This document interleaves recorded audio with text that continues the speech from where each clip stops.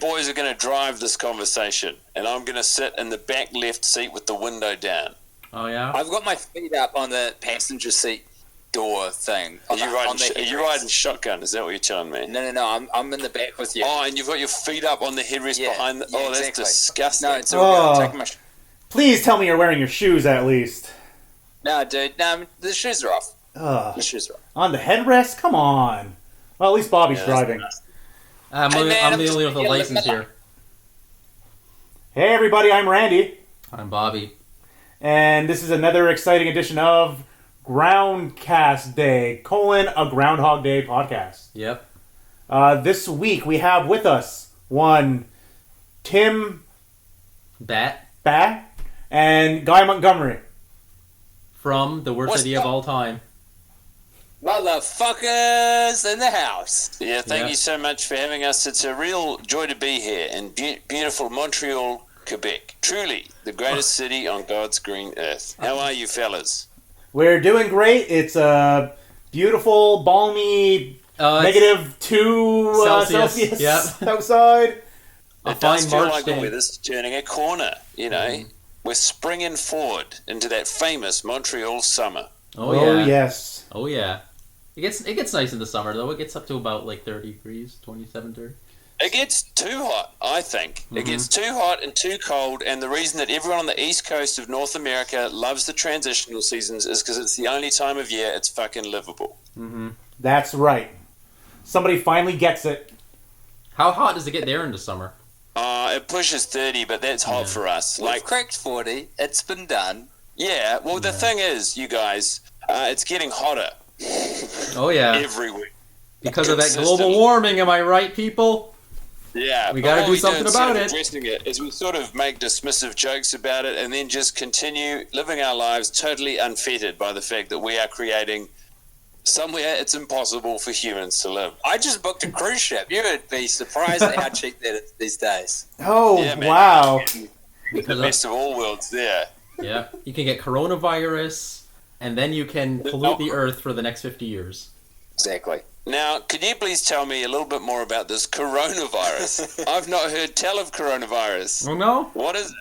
Well, novel coronavirus is a completely unique virus that we haven't seen before that is now officially, as of today, listed as a global pandemic. Oh, yeah.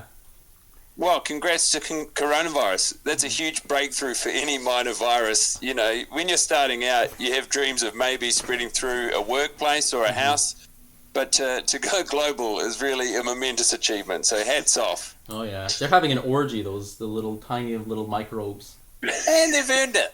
Yeah. Bless them. Yeah, they're just looking for a good time. That's it. They don't care. They don't care who dies. Maybe it's coronavirus's planet now. You know, we had a good run, but it's now it's time for us to pass the torch. This is a collab between planet Earth and coronavirus. Yeah, hard out. There you go. We had a good run. There's a new caretaker. Well, they need us to make, spaceships and stuff, but other than that... Can animals get the coronavirus? Yeah, we got it from animals. Yeah, I think we got... I know some dogs have shown signs of it. What, can animals get the flu? Don't know. Yeah. I don't know. I think there is a dog flu, but I don't know if... We know there's a swine flu. Yeah. You never see a dog just run down surrounded by a mountain of tissues being like, I feel wretched. They always look like they're ready to go. Anyway, that's all by the by. Oh, yeah. Hey, let's talk about Roundhog. Let's talk about watching movies over and over again in these trying times. Please. So, the big question on everybody's lips... Their chap lips, if you will. Yes. Is, have either of you ever seen the 1993 Harold Ramis directed, Bill Murray acted classic, Groundhog Day?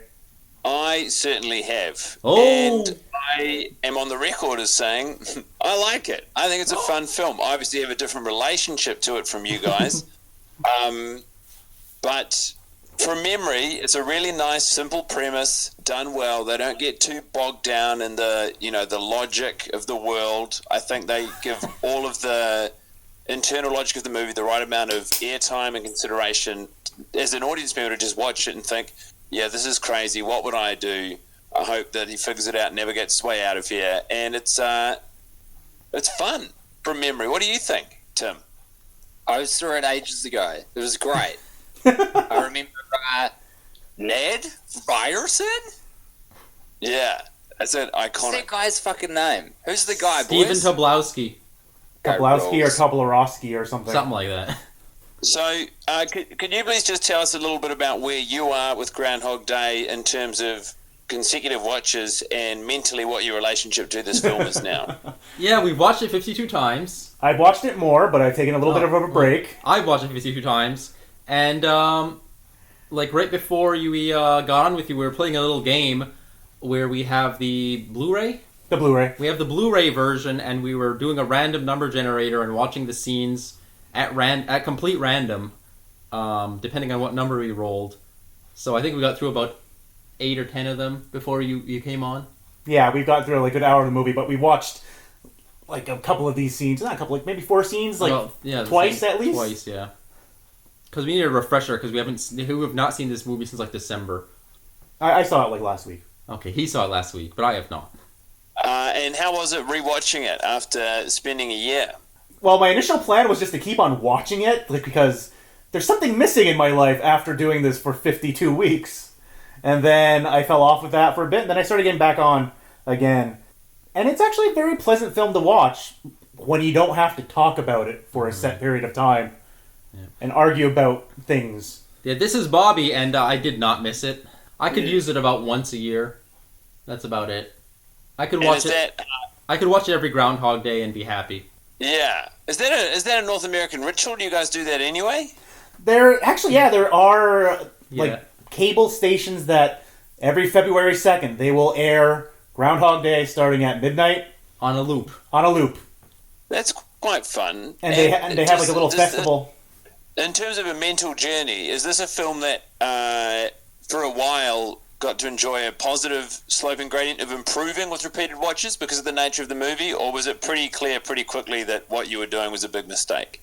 I think we may have been better watching a bad movie instead of a good movie, or at least a movie that was more busy, because fundamentally at the end of the day there's not a lot of characters, so there's not a lot of things to watch. You start to go crazy actually after a while. You start to notice the strangest things, and you start to theorize the strangest things. No, I think that's a good thing. To Bobby again. I think that's a good thing because there's some like depth to this world, like because there's something going on. It did allow us like to theorize about what's happening and try to figure it out. And we came up with a couple of theories in our YouTube podcast about what was happening, which changed over time. So it kind of makes you think. On us, man. Stop teasing us. Tell us what these theories are. Tell us the strongest theory that you think is closest to being watertight. Right, because nobody listened to our show and they don't know what we're saying. At first, we believed that what was our first theory? That Rita was an angel. That was the one that stuck through consistency. That Rita is somehow part of this mechanism from the gods to help teach Phil a lesson, help get him on the right path. Mm-hmm. And that she is both the... That's Andy McDowell. Yeah, Andy McDowell's character. Because every time we notice that when Phil gets out of the loop, actually twice, once when they have a good date, and the second time when Phil gets out of the loop, it starts snowing. So we theorize that like the snow has something to do with him getting... Out of the loop, and or like something had to do with Rita makes the snow happen. So that was like our first theory. I think that was back in like the teens. If you want our most recent one, I just got like very jaded and bitter and cynical and just decided that nothing matters, and then basically what was happening was some sort of cosmic neutral universal event where the universe was splitting itself into like thousands of different timelines, and like Phil was just experiencing them all at once. And that's my shit. Okay, here we go. So we've got a I think there's a way to marry a couple of these things up. Oh, believe me, there are more theories than that. I don't know if you guys are super familiar with, like, magic, the concept with a K, of things like involving celestial bodies that take human form. Mm-hmm. Yep, vaguely familiar. That integrating with a sort of parallel dimension simultaneously happening kind of a thing, and you want to marry that up with a bit of quantum physics, begging the question, well, there should, according to current, our current models of physics, everyone's kind of baffled as to how there's anything here. because all the dark matter should have cancelled out all of the positive matter, but it fucking didn't, and no one knows why. Sort of a lot of people arguing that in terms of there being some kind of god or overarching entity which has willed it into being. And I would like to put that umbrella or that framework around Groundhog Day. Right. Known as a fun, semi-frivolous, high-concept comedy with the world's favourite comedian, Bill Murray.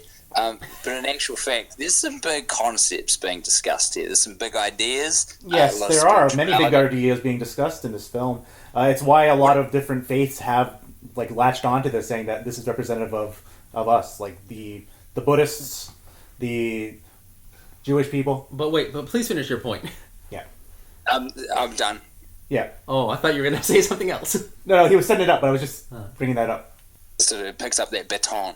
Are these when you mention these organized religions who have sort of laid claim to Groundhog Day representing part of their belief system, is this something that only you guys know, or is this on the public record? This is a lot of that is on the public record. If you go to the IMDb and a few other places, there's never go into the IMDb trivia. Don't go to the IMDb. We hate the people who edit that page because they screw a lot of things up. What do they do? How do they screw it all up? What do you mean? What's your big beef with the people who are... These are hard-working... Bobby, keep talking. We've got a huge beef. We've got a huge beef with the IMDb people because we think they're just fudging the facts over there. I feel like you guys are deep inside of your own conspiracy theory, and you're taking pot shots at anyone who has the gall to sort of prod or ask questions. Oh no! Let's put it this way: I had one conspiracy that he likes to throw down that's actually about our podcast. Oddly enough, the scene that we're paused on right now, Groundcast has it.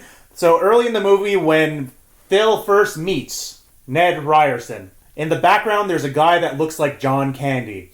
In the podcast, I called him out saying, yeah, that John Candy-looking motherfucker. A week later, it's a trivia piece on IMDb, and it says John Candy's in this movie.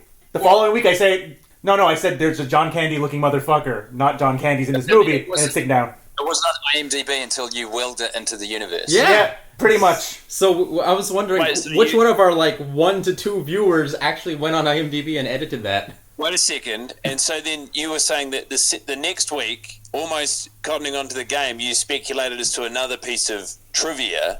Then, is this what am I following this correctly? Yeah, we've had little things here and there where stuff added. He corrected it and said that's not actually John Candy. He just looks like him, and it was later edited out of the IMDb. Oh, shit. And it just means you've got a listener who contributes to IMDb. Yep. This is not a mix. That's what he thinks. That's what Randy thinks. Bobby thinks it's just a coincidence or something. No, this is our beef. He did it again. But we think that a lot of the stuff they put on here is just plain garbage. Can we talk about the...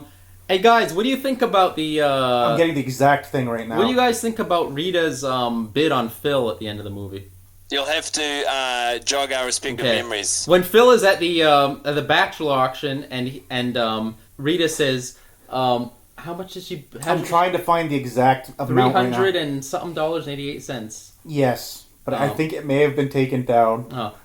But Rita says she bids a specific number on Phil of money, a specific number of money, and it's $329, something like that, and 88 cents. Do you find any significance to that number at all? Well, if once we have the actual number, I mean, off the top of my head, I don't know that the movie represents every single day that he lives through it. Because it's on a loop, because time is trapped within itself, there's no way of gauging by our ordinary calendar how much time he actually spends inside of this loop. But presumptively, if it's edging towards 365, maybe it is, and this might bolster your theory that she's an angel, maybe she is sort of articulating through her bid how much time in an ordinary calendar year Bill Murray's character has spent trapped within Groundhog Day. I finally found the piece of trivia. Now it got moved to spoilers territory instead of where it was. So this is something that we harped on for 25 episodes? 30 episodes? Yeah. So on the trivia, this is what they said regarding that. The winning bid for Phil Connors in the Bachelor auction is $339.88, an amount that to this day appears arbitrary. But there is an interesting coincidence if the decimal is dropped. 33,988 days works out precisely to 93 years and 43 days minus a minute from January 1st 1900s, and not counting leap days, 93 years and 43 days, ends on February 12th, 1993, the day Groundhog Day was released in theaters. Wait, what? Hold on, what? How did you get to the year? Look, there was an amount of time, and then suddenly we're at a release from date. when? From So, 1900. yeah, this is where that's why we take issue with the way they calculate it. They go $339.88. That's how much the amount is. So they said to drop the decimal. That creates 33,988 days, and that equals 93 years and 43 days minus a minute. And then they calculated from January 1st, an arbitrary choice, which is what the trivia was calling out. And they don't count leap days. And 1900. But they say that from January 1st, 1900, not counting leap days, 93 years and 43 days ends on February 12th, 1993, the day Groundhog Day was released. Unless so we were just talking about global religions before. What if, in the world of Groundhog Day, we are ushering in a new organized religion, and the calendar starts on the first day of 1900? That's like 0 AD. That's our starting point. But the first Groundhog Day was in like the 60s. Yeah. That's fucking Old Testament, dudes. That was before the prophet was, So the Old Testament lasted like 40 years in this world? Yeah, man. That is correct. Well, there you go. I think They have discovered. think there are too many qualifiers. It sounds like some people stumbled into what was almost a functioning theory. It's pretty coincidental, though, to be fair. Like, that is, 1900's a nice big round number, and if you use that as your starting point, it's pretty close. I don't like that you have to drop a minute thing. Now, drop a minute and leap days. Or drop the leap days. Like, come on. Yeah, the leap days is what kills me. You need those. That's why we said it feels like they chose an arbitrary date, an arbitrary amount of days. They're like, okay, so no, we're not counting these days. They don't count for some reason. Do you know, to their credit, they worked fucking hard on something that no one cares about. We care about it because we've watched the movie too many times. That makes them, logical companions to the four of us. And we'll never know who they are either. And nor should we. I mean, we shouldn't even be talking about them as far as I'm concerned. Yeah, fuck the editors of that page. You put in, you showed up to work week after week. And what I want to know, I would like you to paint a picture for me of your friendship BP before podcast. Yeah. AP after podcast. Yeah. I want to know whether or not this brought you closer together. I want to know if there's any Pavlovian response to you guys spending time with one another now. Right. It's very rare for me and Tim to come across other people who have put their connection through the same sort of experiment, I guess, or ringer. Pressure cooker. Yeah, pressure cooker. I mean, can you tell us about how you knew one another, how long you'd known one another, and any of the challenges that you found working together over the course of a year? We've known each other since elementary school. Yeah, we met in elementary. His grandparents actually live across the street from me, so that's how I know him. It's fucking cute. I like that. I know. And we're in our 30s. We're gonna get married soon, by the way. Stop that. No, I will not marry you. You're not moving into my house. We're not gay, just purely for the benefits. No. But, I kick him out of my house after every session. Like, literally have to kick him out of my house. Quote, session, unquote. See, this is the sort of thing I'm interested in. So, is that because one of you's finished with the hang and the other one is ready to keep rocking? No, he just won't leave if you don't kick him out. No, usually I'm just like I usually get tired and hungry. So, outside of the context of the podcast, right. Do you guys usually want to hang out for the same amount of time, or is someone being thrown out? Yeah, so before we started doing this, what we were doing was, before that fateful day back in 2018? I think December 2018? I don't know anymore. December of 2018, I believe.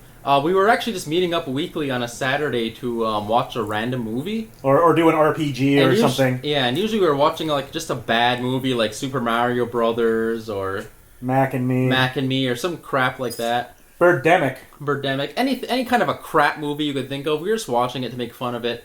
I just happened to talk to Tim on Twitter, and we just happened to say that I believe that's when you guys were gearing up to do Sex and the City 1. And I just said something like, "Oh, what are you going to do? Are you saying we're going to do Groundhog Day?" And then he said, "Why don't you?" So I said, "All right." And then we decided to do it. So what we did after that, we actually watched Groundhog Day together for about the first 10 to 20 times. About the first 20 times. And then we wanted to kill each other. After that, we got sick of it, so we decided to go back to watching random movies together, and we would both just watch it on our own at home beforehand. So I'd come over to his house. I live about 15 minutes drive from his house. And by the way, in the wintertime here in Canada, if you're talking wintertime, like, you might have to start up your car, let it warm for about 15 minutes, like, then have to drive for like 15 minutes to get here. So it was kind of an ordeal to come here, and I didn't really want to do it. And then we'd come here, we'd record the episode, and then we'd watch a different movie to like relax. And then I would go home, and it would take me another 15-minute drive. And by the way, I work and he works, so sometimes this would be like a huge like distraction from like time I like needed to spend on doing something else. It was really awful for a while there. Tell us about around that 20-week mark when you guys started to go sour on one another. Tell us a little bit about why you couldn't watch Groundhog Day together anymore. What was it that was driving you nuts? I was still kind of enjoying the movie, and Bobby was just done. Kept going, why are we doing this? Why can't we stop? Why are we still doing this? And was that bothering you as someone who was enjoying the movie on its own merits? No, because he's the one that wanted to do it. I'm like, I told you, I warned you at the beginning, this was going to happen. Yeah, I hated it, but I'm not a quitter. So I refused to quit, even though I wanted to quit around episode 20-something, but I said, no, Tim and Guy watched awful... You guys watched Sex and the City 2, which is like 2.5 hours? Like, My condolences. And this is like an hour 40 movie. I'm like, come on, man, we can do this. This is nothing.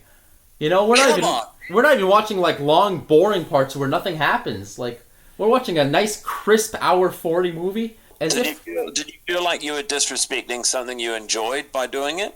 A little bit, actually, yeah, because like I said, I do like the movie, but I just started to lose it. There's a whole episode that nobody's going to hear, and I hope nobody ever hears, really, that I was starting to lose it, and I started pulling the maps out of the town they filmed this in because we were trying to figure out time.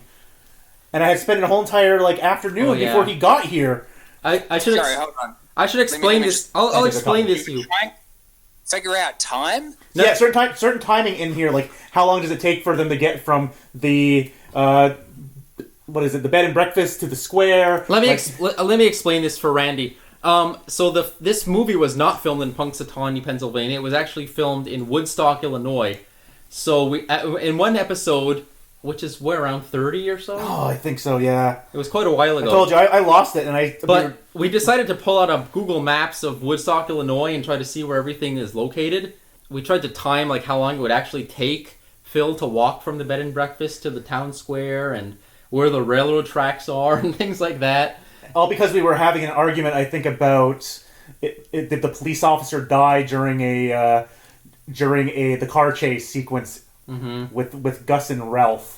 And I think I brought out the maps, and we were trying to figure out how it all worked out and how it all fit together. On a visual medium, on an audio medium. I can't imagine that would have been a very satisfying listen to the people who... Yeah. It was a very satisfying listen to me, because I ranted for a good 20 minutes. Yeah. That feels good, actually. I've done that a few times as well, where you just got to cut sick and really let loose. So I feel like I've got a vague idea of your connection and how you're getting along. So starting to get on each other's nerves, starting to needle at each other around 20 episodes in, 30 episodes in, obviously, because you're left to your own devices and the watches, you're starting to take away different things. Was there any point of joy or elation? Was there a point where you felt like your friendship reached a new level, or you felt like you were sliding all the way to the finish line and suddenly life was good again? Or did it just become hard work and remain so until the end, and then at the end you weren't even happy, you were just like, why? Hard work. All of it, because it was there was times where it was a lot of fun, and that right now, for instance, we were, like I said, that weird game we were doing while waiting for you guys. This has been a lot of fun. But during that time, after episode 30, it was just kind of okay, I'm still enjoying it, but I don't want to do this anymore. It's the middle of winter. Yeah. Winter. And then the same old arguments over and over again. And then, it started feeling like work, because you're working, in my case, I'm working 35 hours a week. Let me ask you, do you think that in this instant gratification existence we're all living in at the moment, there is some sort of virtue in committing yourself to doing something for a year, irrespective of what it is, and just fucking seeing it through, actually doing the thing? Yeah, I do think there's virtue in that. I think people could do something better than watching the same movie. Can I just answer the previous question a little bit more?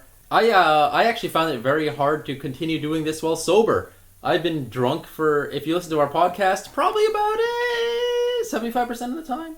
Yeah, that'll happen. It's not a healthy experiment to be conducting. Not. I did it 100% sober. That's nice. I respect that. I would.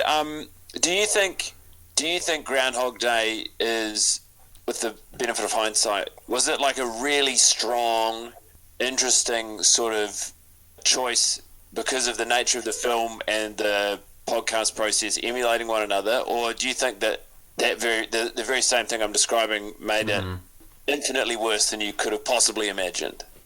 The cyclical nature of doing this, that's the whole point of choosing Groundhog Day. It's a meta choice to watch a movie about time loops while doing a podcast about the same movie, so basically a time loop, and really just trying to find, almost traveling his journey of being like really high up, like, we noticed this really cool thing, to, oh my god, why won't this movie end, to finally, like, in the last, I think, 5 episodes, we discovered something brand new we had never noticed before. No, I'll just say this on the side. This is Bobby again. Yeah, in the movie, Phil goes from, like, a transformation from being, like, a jerk, and then he kind of goes through, like, the cycle when he realizes that, oh, I can do whatever I want, and he kind of gets elated, and then he kind of gets depressed when he realizes he can't get Rita, and then he goes suicidal, and then eventually he realizes that, like, he finds some joy in, like, helping people with the homeless guy and stuff, so by the end of the movie he's a better person. I'll let Randy answer for himself, but for me, I kind of got to that point where Phil is like, what are a bunch of people here to worship a rat? This is disgusting. Like, I kind of got to the angry, ranting Phil point, and I just never progressed. I ended up getting beyond that. That's like I said. I think one of the big differences in your journey to Phil's is that doesn't know the way out. When Phil is going through the middle of the movie and he's trapped inside of this loop, he's solving for a problem that he can't find the solution. The entire time that you guys are doing the podcast, you know what the solution is, and it's like you're not working through a problem. You are, but it's a self-created problem that there's only one possible endpoint for. So I feel like while he has this sort of, because working through a problem is really, it's very frustrating and challenging, but there's the elation, the satisfaction of finally solving it and saying, yes, here we are. Phil Connor is solving a jigsaw puzzle, but you gentlemen are walking a marathon. Exactly. Yes. What do you think that... The marathon is not sanctioned. No one else is with you on the marathon. Nor can anyone observe you walking it. It's literally just two guys walking down the street and nobody paying attention to them. Yeah, and everyone's like, oh, wow, those two guys look tired. I hope they get home soon. And you're saying, we've only been walking for 18 kilometers. We must continue to walk for 24 more kilometers. And gentlemen, that's what art actually is. Now, can I ask you what you think the puzzle was? The puzzle that Phil was solving? Right. Yeah, what did you think he had to do to get out of the... to finally, ultimately get out of this loop? Is there any greater... I remember, it's like he has to let go of ego and personal agenda and just become fundamentally sound and aware of the wants and needs of others, right? It's like a... Ego death. It's like having a bad acid trip and you're like, well, I'm here. I must surrender to other forces now. Yeah, that's pretty much it. But in our darkest times, it's like you get to the point where, like, I think I was ranting about how none of this mattered, that this would have happened anyway, right? And for forever, and then it would have stopped whenever, because ultimately nothing matters anymore. Right. That was. And then I found something new in the movie that I hadn't noticed before, and then I was happy again. Well, tell us that. God, do you remember there's this scene earlier in the movie where they're trying to get home and there's a state trooper? Vaguely. There's, in that scene, that state trooper is dubbed over, so you never hear that actor's real voice. A little ADR discovery. But, after watching it, I think it was like the 50th watch or something like that, I came to the realization that as Bill Murray is walking up towards the state trooper, he's speaking, and you can hear his actual voice. Like what the actor actually sounded like. And not and what was his voice like? Was it horrific? Could you immediately see why they had to overdub it? Well, it's the state trooper was more gruff and more very much more powerful. Well, the other guy was more around here. Hey, you see? Yeah, like that, like very nasally. I quite like... I know the feeling of finding something new on the back end of repeating the same thing 50 times. And what I find really satisfying about you sharing that with me is knowing how elated you feel and how significant that is to you. And then also now knowing as a listener how hard it is for me to give one flying fuck. Exactly. That was my greatest accomplishment for all 52 watches. How did that change your perspective? No, it didn't change my perspective. It's just that I was at such a deep, dark space at that point. So the only thing that pulled you out was discovering a new thing. A new thing. Something shiny. Wow. Hey, did you guys discover anything, like, kind of wild? Was there any background actors who were fucking up, or any crazy goofs that you caught, or maybe some continuity errors? Quite a lot, but we forgot most of them by now. Okay, so the movie is very hard because of the fact that they have to replay the scenes over and over, and they're actually pretty good about that. But there's a couple of them that we discovered earlier on that I don't think are actually written down on IMDb. No, I just think I remember talking about things that were like mentioned nowhere on the internet. It's like, for instance, the character Nancy. From best as I can tell, she's never in the actual location that he meets her in the park for Groundhog Day, and that's just a continuity error. That's just, I don't think they had her for all those days. Nancy is the woman he has a one-night stand with. Yes.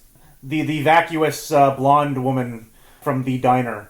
That he... Every day you see pickup artist. Every day when you see her at the every day when you see the long shot of the Gobbler's Knob, you don't see anybody there who looks like her. But on the one day when Phil goes and goes, Nancy Taylor, Phil Connors, what's his name? Lincoln High, Mrs. Walsh's class. Yeah, that's like next to you. Like, other than that one scene, you never see her with the other extras. They did not hire the actress to be there on every other day. That's a nice little discovery. Can I ask, which is why I remember this, so obviously there's a part of the film, that your traditional sort of fun and games part, where Phil realizes what's happening and can enjoy himself briefly before that becomes sort of... Is that when he starts chucking toasters into bathtubs, that kind of shit? No, that's when he... this is before that. This is all before that, yeah.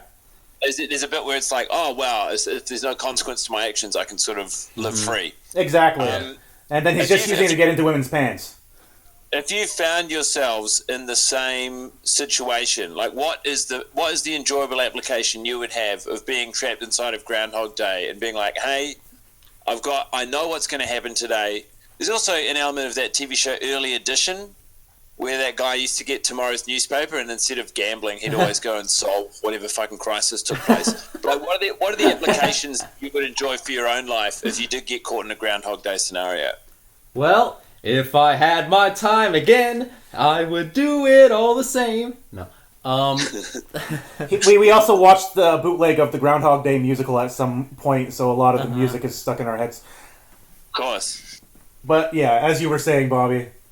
What would I do? Yeah, because we noticed that he can't... No, what would you do if you were stuck in it? What would I do? Well,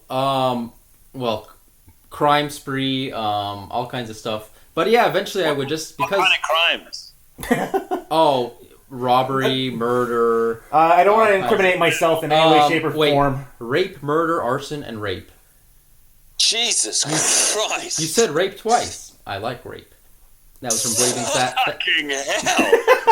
That was from Blazing Saddles, but yeah, I mean, we noticed that No, we're talking about you here. Oh yeah, and you're a psychopath. No, I'm saying that. I'm saying after the initial like spree of like doing whatever you want, I said we noticed that you can maintain any mental skills that you acquire, but you can't maintain physical. So you would just want to acquire all the knowledge you can and just become like the smartest person, right?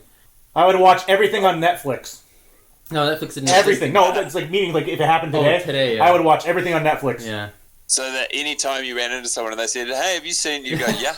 Yeah, and I'd watch every documentary and I'd be that guy and know exactly when people are faking it in a conversation. You know, you're going to find this pretty upsetting, but I can immediately off the top of my head think of 52 instances where you had a chance to do something like that and completely fucking drop the ball. Would it scare you to say if I told you that I've actually watched this about 60 times?